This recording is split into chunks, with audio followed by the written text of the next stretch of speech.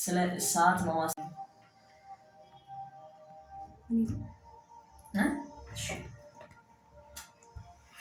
እሺ ሙሴ ይመጣል። ጥያቄ ነበር። እሳት በራሴ ፍቺ የመንፈስ ቅዱስ ስራ ብዬ ነው። መንፈስ ቅዱስ የሚገለጥበት እሳት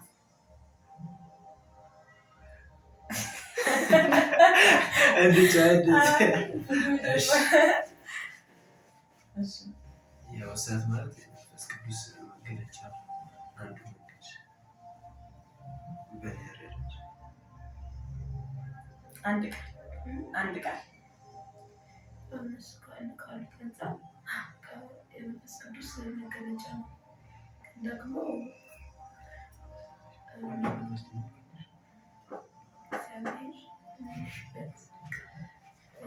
ኤልያስ እግዚአብሔርን ያሳልፈው በእሳት ያለፈው እግዚአብሔርን ተመለስ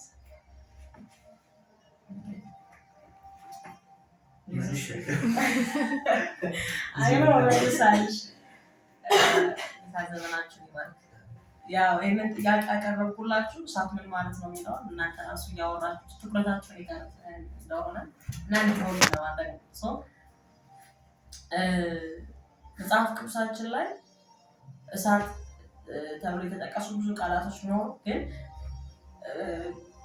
እዚህ ዘጸአት ምዕራፍ 3 ላይ ካገኘነው ስለ እሳት የተጻፈበት ክፍል 3ኛው or 4ኛው ክፍል ነው። ከዘጸአት ጀምሮ ወደዚህ ስትመጡ ማለት ነው። ለሌላ ክፍል ሳትሄዱ ዛሬ ማስተማራችሁ እሳት ምድር ላይ ስላለው እሳት አሁን እሳት በባህሪው ያቃጥላል አይደል? የሚያቃጥለው ለምንድን ነው ሲባል ለማቹር ላልበሰለ ነገር እሳት ያደርገዋል፣ እንዲበስል ያደርገዋል፣ ያቃጥለዋል። ለሚገባው ሰው እናንተ ለምግቡ ነው አይደል እሳት ያቃጥለዋል ብላችሁ የምታወሩት ለምግቡ ነው። እናንተ ጋር ለምግቡ እናንተ የሚነካችሁ እሳቱ ያቃጥላችኋል፣ ምግቡ የሚነካው ግን እሳቱ ያበስለዋል። ዲፈረንሱ ምንድን ነው ሲባል እናንተ ጋር እያቃጠላችሁ ነው፣ እዚህ ጋር ግን እያበሰለው ነው። እምለው ቃል እየገባችሁ ነው። በመንፈሳዊ በዚህኛው ማውራችሁ መንፈሳዊ ስለሆነ በዚህኛው ሜትር ተጠቀሙ ምሳሌ ስለሆነ ማለት ነውና እሳት ማለት ከኃይል ጋር የተገናኘ ኢንካውንተር ጋር የተገናኘ መጽሐፍ ቅዱስ የተጻፈበት ነገር እሳት ኃይል ኢንካውንተር ከመስዋዕት ጋር እንደዚህ ተገናኙ ቃላቶችን ነው የምናገኘው። እሳት ህይወታችሁ ላይ ሲመጣ ሁለት ፐርፐዞችን ያደርጋል። ዛሬ ማወራችሁ ህይወታችሁ ላይ ሲመጣ የሚያደርገውን ሁለት ነገሮችን። የመጀመሪያው እሳት በእናንተ ህይወት ላይ ሲመጣ ከእናንተ የማያስፈልገውን ነገር ይበላዋል፣ ያቃጥለዋል። እሳት ለማያስፈልገው ነገር የማያስፈልገውን ነገር እንደሚበላ የበሰለ መብላት ከፈለጋችሁ ጥሬነቱን ይበላዋል፣ ያበስለዋል፣ ያቆየዋል።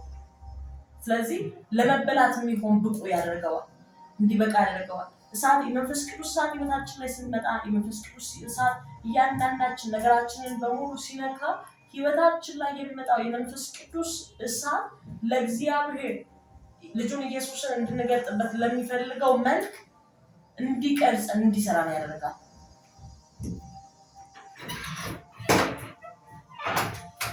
ለዚህ ነው ኢየሱስ ክርስቶስ ከዚህ በፊት ጠቅሼላችኋለሁ አይደል? ኃይልን ሳትቀበሉ ከኢየሩሳሌም እንዳትወጡ አላቸው።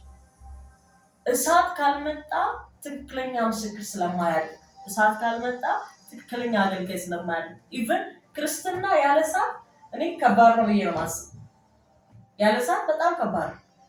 እዚህ ምድር ላይ ስትኖሩ በእሳት የመንፈስ ቅዱስ እሳት ህይወታችሁ ላይ መጥቶ ነገርን እየቀየረ እየሰራ ሙቭ ማድረግ ካልቻለ ጀስት ኖርማል የሃይማኖት ተቋም ውስጥ እንደሚመላለስ ሰዎች ነው። እሳት ሲመጣ ከሃይማኖት ተቋም ይሄ ከስርዓት ያስወጣና ምለው ቃል እየገባችሁ ዝም ብሎ ህግን ከመጠበቅ ያስወጣና የእግዚአብሔርን ፕሮግራም ወደ ማድረግ ህይወት ያስገባል። ምን ሲባል እሳት ሲመጣ እሳት ህይወታችሁ ላይ ሲመጣ የመጀመሪያ የሚያደርገው እናንተ ላይፍ ውስጥ የማያስፈልገው ነገር ይበላዋል። ብዙዎቻችን ጴጥሮስን ማለት ብናነሳ መንፈስ ቅዱስ በላይ ከወረደበት በኋላ በድፍረት መሰከረልናልና ፍርሃቱን ብቻ አይደለም የመንፈስ ቅዱስ እሳት መጥቶ የበላበት። ብዙዎቻችን የምናስበው እንደዛ ፍርሃቱን ብቻ አይደለም ውሸቱንም የበላበት። ምለው ቃል እየገባችሁ ነው። አላውቀውም ብሎ እኮ ኢየሱስን ላይ እኮ ክዶታል። ክህደቱ አላውቀውም ማለት የምታውቁትን ነገር አላውቅም ማለት ውሸታል። ውሸቱን በልቶበታል። ክህደቱን በልቶታል። መንፈስ ቅዱስ ላይ ሲመጣ በላውና እንደሚያውቀው እንዳየው ምስክር አደረገው። ምን ሲባል ሐዋርያት ሥራ ምዕራፍ 2 ላይ እናንተ የሰቀላችሁታል። አላውቀውም ያለውን አውቀዋለሁ የሰቀላችሁት እናንተ የሰቀላችሁትን እርሱን ብላቴናው ኢየሱስ ተኩል በሙሉ እንዲነሳለት ያደረገው ውሸቱን እንዲነሳለት ያደረገው ምንድነው ሲባል እሳት ህይወታችሁ ላይ ሲመጣ ለእግዚአብሔር ዓለም ለመቀደስ አቅም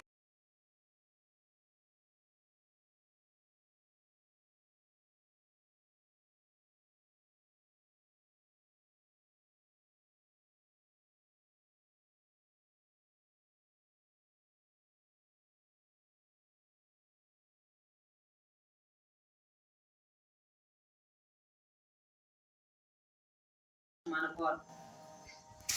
ሙሴም የዮቶርን የአማቱን የሚዲያምን ካህን በጎች ይጠብቅ ነበር። ወደ ምድረ በዳ ዳርቻም በጎቹን ነዳ።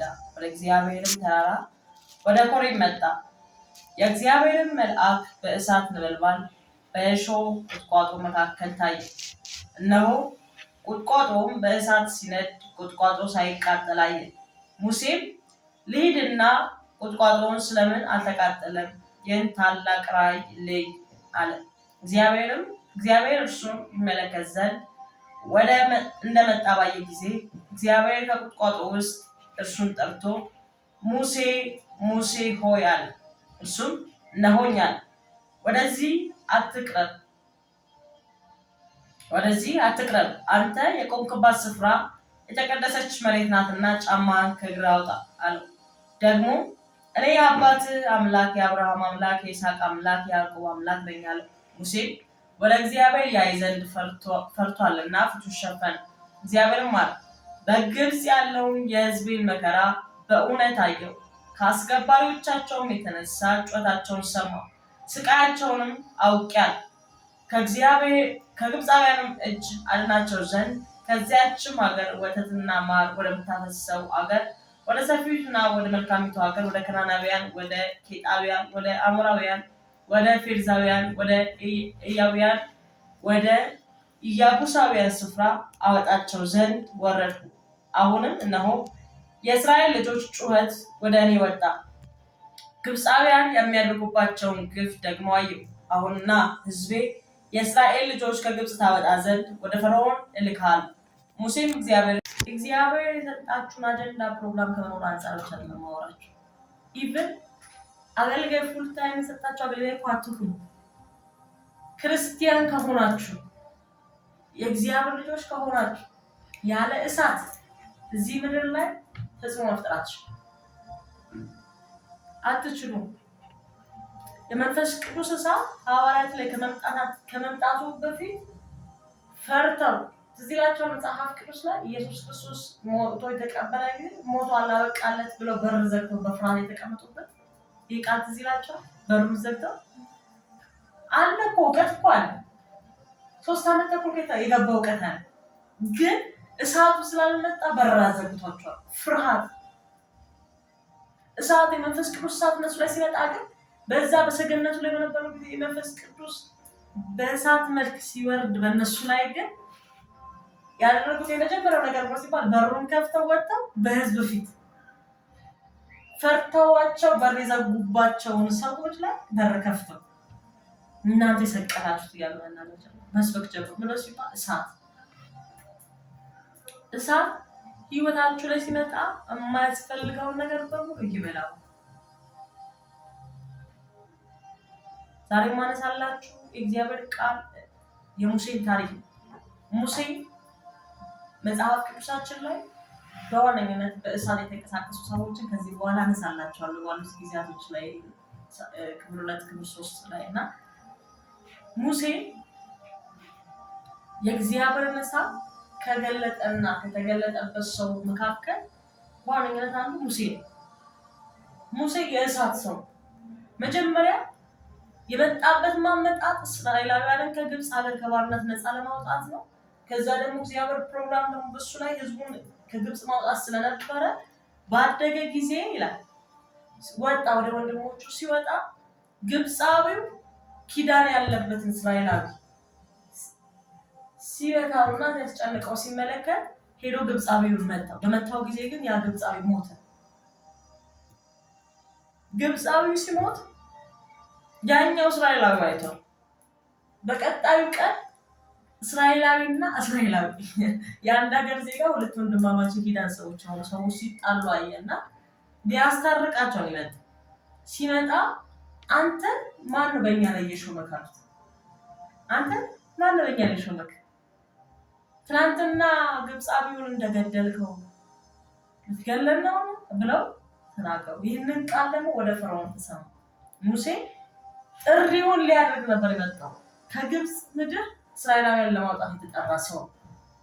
እነዚህ ሰዎች የራሱ ወንድም ያው የራሱ የኪዳን ሰዎች የሆኑ ሰዎች ግን ማን ሾመ ብለው ይህ ሰው ካለበት ከፈርዖን ቤት እንዲኮበልል መንገድ ነው። ሙሴ ከፈርዖን ቤት ኮብልሎ ከግብፅ ሀገር ከወጣ በኋላ ወደ ሌላ ሀገር ሄደ። ምዕራፍ 3 ላይ የምናገኘው ይሄንን ነው። የአማቱን የዮቶሩን በጎች ይጠብቅ ነበር ይለናል። ዮቶሩን የአማቱ የምድያምን ካህን በጎችን ነው ሲጠብቅ የነበረው። እስራኤልን እንዲጠብቅና እንዲመራ የተጠራ ሰው ከእግዚአብሔር ካዘጋጀለት ፕሮግራም ወጥቶ በግ ሲጠብቅ ነበር። እሳት ህይወታችሁ ላይ ካልመጣ፣ የመንፈስ ቅዱስ እሳት ወደ እናንተ ላይ ካልመጣ እግዚአብሔር ካዘጋጀላችሁ ጥሪ ወጥታችሁ ወዳልጠራችሁበት ስፍራ እንድትቆዩ ያደርጋችኋል። ህይወታችሁ ላይ እሳት ካልመጣ እግዚአብሔር ያልጠራችሁ ነገር ጋር እንድትቆዩ ያደርጋችኋል። ያልጠራችሁ ቦታ ላይ እንድትቆዩ ያደርጋችኋል።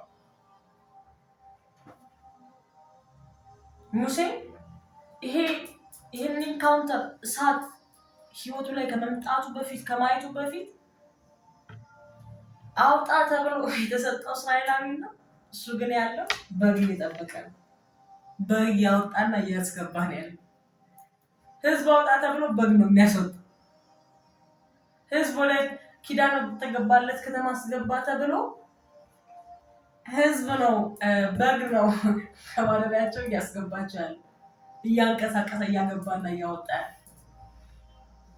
ለዚህ ነው ኢየሱስ መንፈስ ቅዱስ በጣም ኢምፖርታንት የሆነ በጣም አስፈላጊ የሆነ አካል ስለሆነ ኃይልን ሳትቀበሉ ከኢየሩሳሌም እንዳትወጡ አላቸው።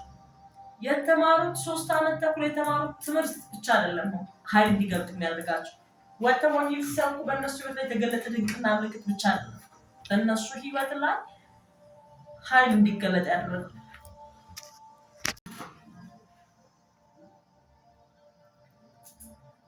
ሙሴ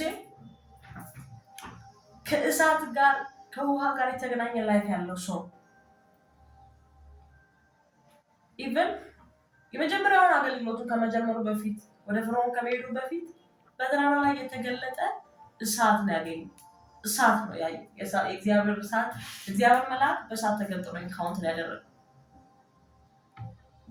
ቀጥሎ እስካላችሁ ቀጥሎ ከዚህ ተራራ በኋላ ያለው ላይፍ ምንድን ነው ሲባል እዚህ እግዚአብሔር ወደተናገረለት የተስፋ ቃል ጋር እግዚአብሔር ወዳወራለት እግዚአብሔር እንዲወለድ ወዳደረገለት ፕሮግራም ይሄ ኢንካውንተር እሳት ከመጣ በኋላ ወደ መስመሩ ሲገባ ሄዱ ፈርዖን ሲመለስ እግዚአብሔር አንድ ነገር ነው ያደረገው።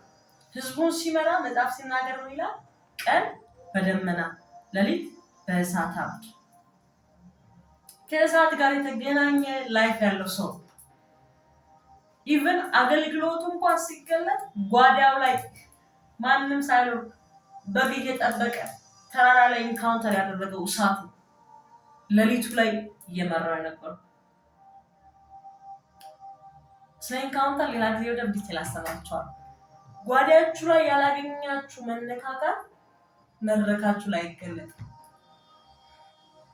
ጓዳችሁ ላይ ያልመጣ ህይወት መድረክ ላይ አይመጣም። አይነው አውቃለሁ። ጸጋ ሊገለጥ ይችላል። መድረክ ላይ ስትቆሙ እኮ እግዚአብሔር ጸጋ ላይ የሚሰራው ኦብቪየስሊ ጸጋ ነው የሚሰራው። እግዚአብሔር ጸጋ ባህሪ ሊገለጥባችሁ ይችላል።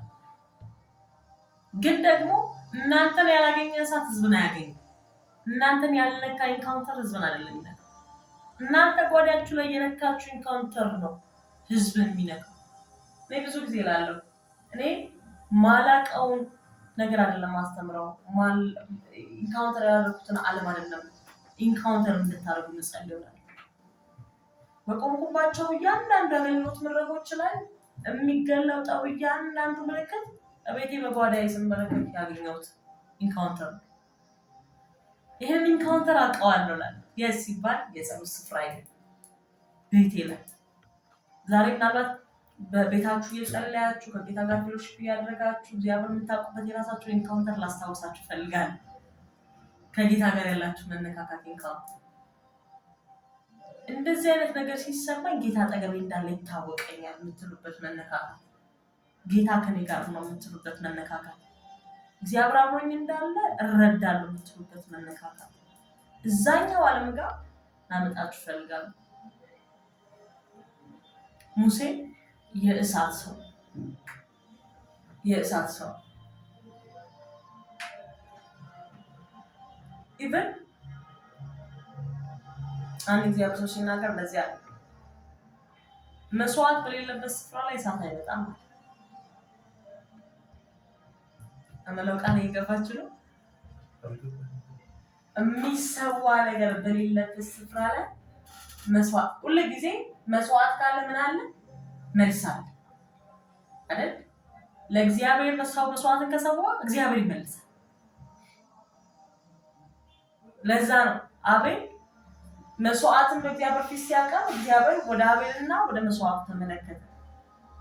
በመስዋዕቱ ደስ ስለተሰኘ ነው ወደ አቤልና መስዋዕቱ ተመለከተ።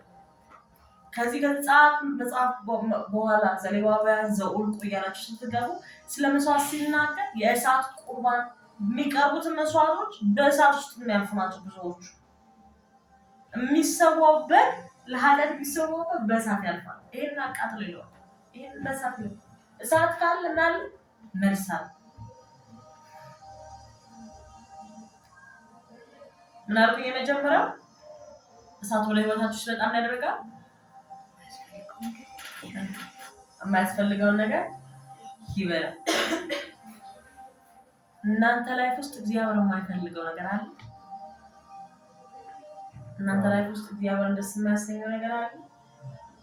ስታገለግሉ ጌታ እናንተ ብቻ አይደለም እኔ እኮ ራሴን እያሰብኩ ነው ማስተማራችሁ። ደስ የማያሰኘው ነገር አለ። ትክክለኛ እሳት ካለባችሁ ይበላል። እሳት ብላችሁ ስትጸልዩ ከዚህ በኋላ ስለምንጸልይ ብዙ ላይ ኢምፓርቴሽን እሳት ስትሉ መጥቶ በአንድ ስቴጅ ላይ አይደለም የሚያስቆማችሁ። መጥቶ የማያስፈልገውን ነው የሚቆራረጠው ከእናንተ። የማያስፈልገውን ነገር ነው የሚበላው። የማያስፈልገውን ነገር ነው የሚያቃጥልላችሁ። ለህዝብ እንድትበሉ የሚበላ ነገር መብል የያዘ ሰው አድርጎ ያቀርባችሁ። ወርቅ ዋጋው የሚጨምረው ለምንድን ነው? በእሳት ውስጥ ስለሚፈተን። ገላትያ ምዕራፍ 5 ቁጥር 19 በያወጣሽ እሺ ከ19 ጀምሮ አንብቤ የሥጋ ሥራ የተገለጠ እርሱም ዝሙት፣ ርኩሰት፣ መዳራት፣ ጣዖት ማምለክ፣ ሟርት፣ ጥል፣ ክርክር፣ ቅናት፣ ቁጣ፣ አድመኛነት፣ መለያየት፣ መናፍቅነት፣ ምቀኝነት፣ መግደል፣ ስካር፣ ዘፋኝነት ይህንን የሚመስል ነው። አስቀድሜ እንዳልኩ እንደዚህ ያሉትን የሚያደርጉ እግዚአብሔርን መንግሥት አይወርሱም። የመንፈስ ፍሬ ግን ፍቅር፣ ደስታ፣ ሰላም፣ ትዕግስት፣ ቸርነት፣ በጎነት፣ እምነት፣ የዋህነት፣ ራስን መግዛት ነው። እንደዚህ ያሉትን የሚከለክል ሕግ የለም። የክርስቶስ ኢየሱስም የሆኑት ሥጋን ከክፉ መሻቱና ከምኞቱ ጋር ሰቀሉ። በመንፈስ ብንኖር በመንፈስ ደግሞ እንመላለሳለን። እርስ በርሳችን እየተነሳሳንና እየተቀናናን ከቶ አንመካም። በመንፈስ መኖር ማለት መንፈስ ቅዱስ በእናንተ ህይወት መጥቶ የሚኖረው ህይወት ነው። የስጋ ፍሬና የመንፈስ ፍሬ ብለዋል የሚገልጣቸው ለሁለት ይከፍላቸዋል። ብዙ ሰው ከስጋ ፍሬ ለመላቀቅ ይታገላል በራሱ። አትወስዱት። ይሄንን ስጋ የት ታደርጉታላችሁ? የእናንተ ነው አይደል? አእምሯችሁ የእናንተ ነው። አውጥታችሁ የምታስቡበት ነው። እግራችሁ የእናንተ ነው። ቆርጣችሁ አትቀመጡ፣ የምትንቀሳቀሱበት ነው። ክፋት ጋር ላለመሮጥ፣ መጥፎ ላለመናገር አፋችሁ ምላሳችሁን ቆርጣችሁ አንደበታችሁን ዲዳ ታረጉ እንድትናገሩ አንደበት የተሰጣችሁ። ብዙ ሰው ከስጋ ፍሬ ለመላቀቅ ይታገላል። ግን መንገዱ አንድ ምንድነው ሲባል በመንፈስ መመላለስ፣ በመንፈስ መኖር። ስጋን ከክፉ መሻቱ ጋር ገደሉት አይደል? ሰቀሉት ከክርስቶስ ጋር።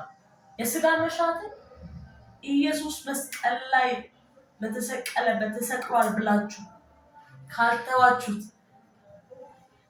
በመንፈስ ለመኖር ካልወሰናችሁ፣ መንፈስ ለመኖር እንዲረዳችሁ መንፈስ ቅዱስ ህይወታችሁ ላይ ካልጋበዛችሁ ናችሁ አይቻልም።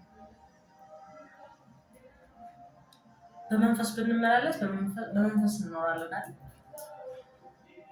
መንፈስ ቅዱስን በመፈለግ እሱን በመራብ በእሱ መገኘት ውስጥ በመቆየት ብንኖር በእግዚአብሔር መንፈስ በመንፈስ እንኖራለን። ቅድስና ትግል አይሆንም እሳት ሲመጣ። ለዚህ ነው የመንፈስ ቅዱስ እሳት በጣም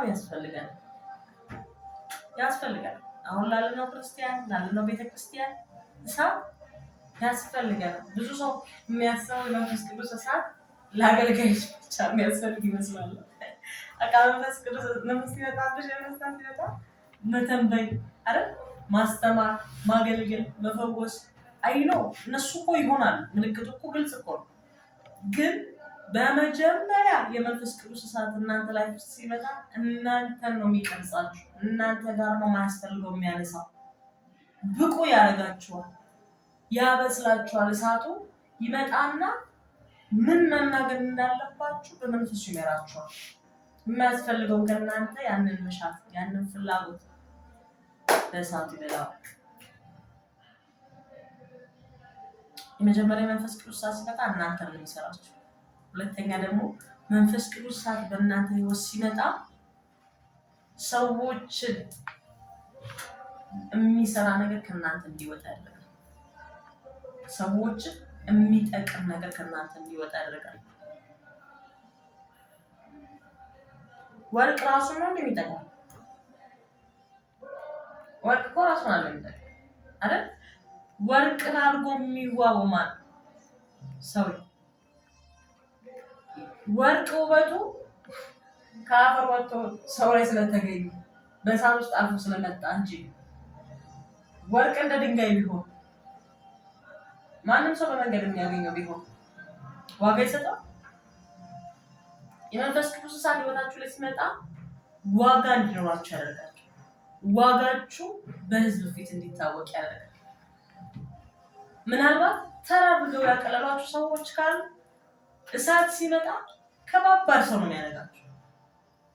ከተራነት ሙመንት ያስወጣችሁና ታላላቅ ጃይንት የሆናችሁ ሰዎች ያደርጋችኋል። ስለዚህ ላቸው ሐዋርያት ሥራ ላይ እነ እስጢፋኖስ በተያዙ ጊዜ በሸንጎ ፊት በቀረቡ ጊዜ ባዩአቸው ጊዜ አለ ንግግራቸውን ሲያዩ እነሱን ሲያዩ እንዳልተማሩ አውቀዋል። አልተማሩ፣ እውቀት እንደሌላቸው አወቁ። ነገር ግን ከኢየሱስ ጋር እንደዋሉ አወቁ። ኢየሱስ ጋር የቆየ የዋለ ሰው የሚገልጠውን አይነት ነገር ነው ሲገልጡ የነበረው። ፊታቸውን እንደ መልአክ ያበራል። ምንድነው ያ እንደሆነ ያደረገው ሲባል የወረደባቸው እሳት፣ የወረደባቸው የመንፈስ ቅዱስ እሳት፣ ህይወታቸውን ያገኘ የመንፈስ ቅዱስ እሳት በነዛ ሸንጎ ፊት በቀረቡ መካከል ላይ እንዲያከብዷቸው እነዚህ ሰዎች ተራ እንዳልሆኑ የሚታወቅበት እሳት አላቸው። እሳት ህይወታችሁ ላይ ሲመጣ እናንተ ጋር ያለውን ማያስፈልገውን ነገር ከቆረጠና ከበላ በኋላ ሁለተኛው ስራ እናንተ ጋር ዋጋችሁን እንድታውቁና ለህዝብ የሚሆን ነገር ከእናንተ እንዲወጣ ያደርጋል። ኢየሱስ ጌታ ነው። አሜን። እስቲ ሰዓት በል እሳት በል እሳት።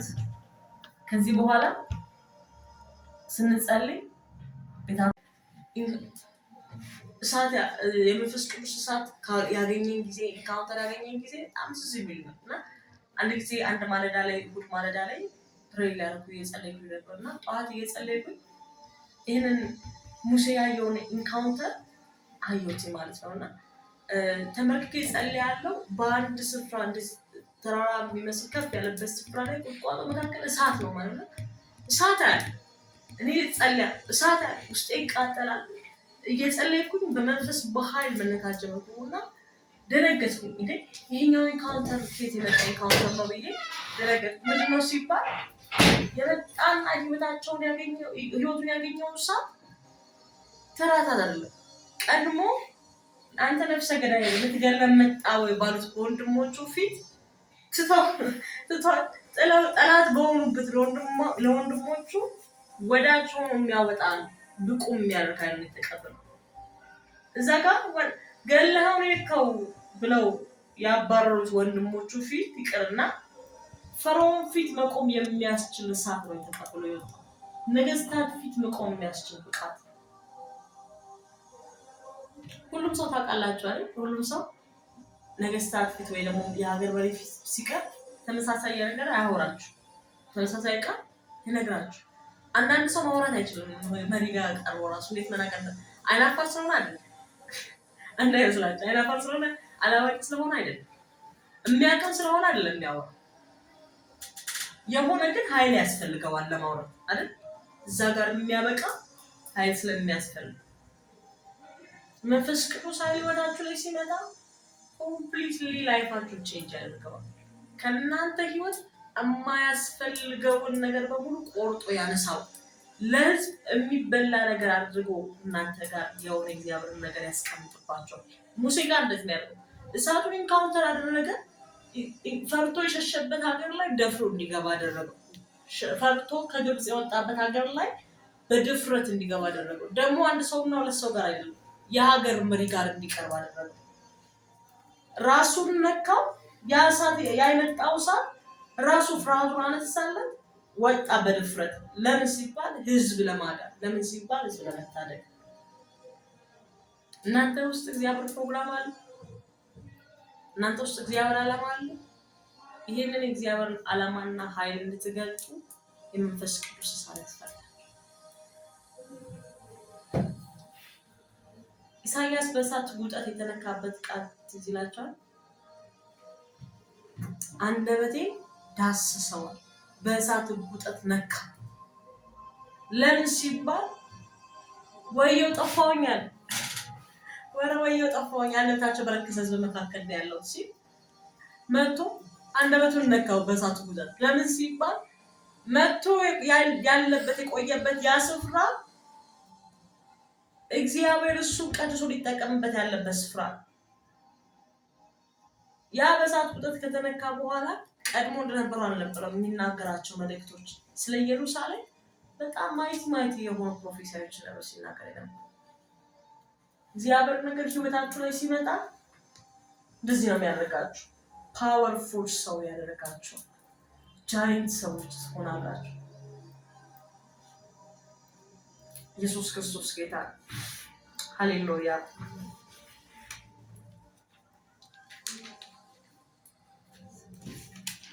መጽሐፍ ቅዱሳችንን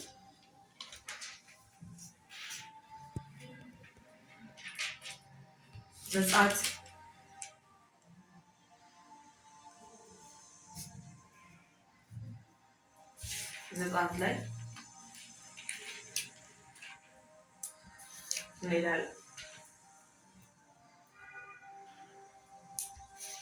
ሻባጋ ታራዲያ ማሶፋ ዲያማንተንባ ነፍሳችሁ በልሳን ጸልዩ። እሺ ነፍሳችሁ በጣም በመንፈስ መቀጣጠል አለበት። ምክንያቱም ስለ እሳት እየተባለ እሳት ህይወታችሁ እንዲያገኝ እሳት ህይወታችሁ እንዲነካ ንቁ መሆን መቻል አለብን።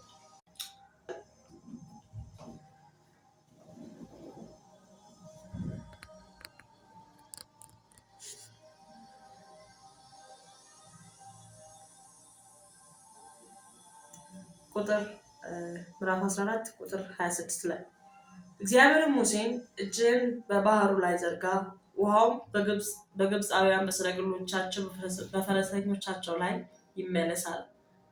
ሙሴን እጁን በባህር ላይ ዘረጋ፣ ባህሩ ማለዳ ወደ መፍሰሱ ተመለሰ፣ ግብፃውያንም ከእርሱ ሸሹ። እግዚአብሔርም ግብፃውያንን በባህሩ መካከል ጣላቸው። ውሃውም ተመልሶ በኋላቸው ወደ ባህር የገቡትን ሰረገሎች ፈረሰኞችንም የፈርዖንንም ሰራዊት ሁሉ ከደነ፣ ከእነርሱም አንድስ እንኳን አልቀረም። የእስራኤል ልጆች ግን በባህሩ ውስጥ በየብስ ሄዱ። ውኆችም በቀኛቸውና በግራቸው እንደ ግድግዳ ሆኑላቸው። እግዚአብሔር በዚያ ቀን እስራኤልን እንደዚህ ከግብፃውያን እጅ አዳነ። እስራኤልን የግብፃውያንን ሬሳ በባህር ዳር አዩ። እስራኤልም እግዚአብሔር በግብፃውያን ላይ ያደረጋትን ታላቂቱን እጅ አዩ። ሕዝቡም እግዚአብሔርን ፈሩ፣ በእግዚአብሔርም በባሪያው በሙሴ ላይ አመኑ ይላል። ኢየሱስ ጌታ ነው። እንደዚህ ነው የሚሆነው። እሳት ህይወታችሁ ላይ ሲመጣ ፈርታችሁ የሸሻችሁትን ነገር ደፍራችሁ እንድትጋጠሙት እንድትዋጉት ያደርጋችኋል። ድል የተደረጋችሁ መስሏችሁ ሸሽታችሁ ከወጣችሁበት ነገር ላይ ድል ለማድረግ እንድትመለሱ ያደርጋችኋል። እሳት ህይወታችሁ ላይ ሲመጣ ሙሴ ጋር ያደረገውን የሙሴን ታሪክ ነግሬያችኋለሁ። ያንን ፈርቶ የሸሸበትን ሀገር ደፍሮ ሄዶ እንዲያወራ ደፍሮ ሄዶ እንዲጋጠም ያው ከድንቅና ምልክት ጋር ነው እግዚአብሔር ሙሴን ወደ ፈርዖን ቤት የላከው። እግዚአብሔር እናንተ ህይወት ላይ ትልቅ ስላለው አምናለሁ። እግዚአብሔር ያለ ፕሮግራም ይህንን ቃል እንድትሰሙ ይህን ትምህርት እንድትማሩ አያሰለጥናችሁም፣ አያዘጋጃችሁም። እማምነው ነገር ቢኖር እግዚአብሔር የሚያስተምራችሁ የሚያዘጋጃችሁ እግዚአብሔር በእናንተ ውስጥ ታላቅ ፕሮግራም ስላለው እግዚአብሔር በእናንተ ውስጥ ትልቅ የሆነ ስራ ስላለው እግዚአብሔር ይረዳችኋል አምናለሁ። የእግዚአብሔርን እሳት ስትጠይቁ በእንደዚህ አይነት መረዳት ስለምትጠይቁ እግዚአብሔር እሳቱን አይከለክላችሁ፣ ይሰጣችኋል። እሳቱን ሲሰጣችሁ ለትንሳኤው እውነተኛ ምስክሮችና እውነተኛ ኃይል የምትገልጡ ሰዎችን ያደርጋቸዋል። እውነተኛና ታላቅ ሰዎች ያደርጋቸዋል። ሃሌሉያ አሜን። ኢየሱስ ክርስቶስ ጌታ ነው። ቢዚላ ኮቬዳ ሻካታ ፓራዲያ ካፋያ ዳጋ ባራዲያስ ላኖር ካፊር ዳዲጋ ኮራሲያ ካፓራዲያ ማሳልቫ ፔራዳ ሼካፓያ ዳጋ ታልቫ ቬዴክራኖሲያ ፕራጋ ዳጋ ታላካታ ፓራዳጋ ባዲጋ ዲያ ካቫዲጋ ባሳልቫ Legrada soko pashadiga hakata varadia masalva sai kaparaga de kedegedia kapara shadiga kaida la varadas satberus satber